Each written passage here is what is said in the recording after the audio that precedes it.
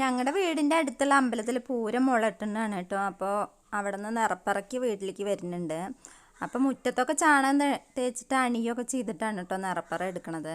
അപ്പോൾ വീട്ടിൽ നിന്നൊക്കെ നിറപ്പറ എടുക്കുക എന്ന് പറയുമ്പോൾ നല്ലൊരു ഐശ്വര്യമാണ് എന്നൊക്കെയാണ് പറയണത്, നിറപ്പറ നിറയ്ക്കുകയൊക്കെ ചെയ്യുമ്പോൾ.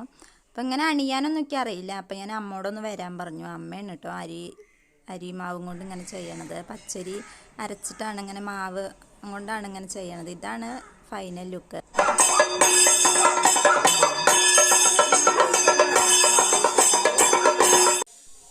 പറയും നെല്ലൊക്കെ അമ്പലത്തിൽ നിന്ന് ഇവർ വരുമ്പോൾ കൊണ്ടുവരികയാണ് കേട്ടോ ചെയ്യണത്. പിന്നെ ആ പറ നമ്മുടെ മുറ്റത്ത് ഇല വെച്ചതിൽ കൊണ്ടുവന്ന് വെക്കും. അതിനുശേഷം വീട്ടിലുള്ളവർ 3 പ്രാവശ്യം നെല്ല പറയിലേക്ക് ഇട്ട് കൊടുക്കുകയാണ്. അതിനുശേഷം അവർ തന്നെയാണ് കേട്ടോ പറ നിറയ്ക്കണത്.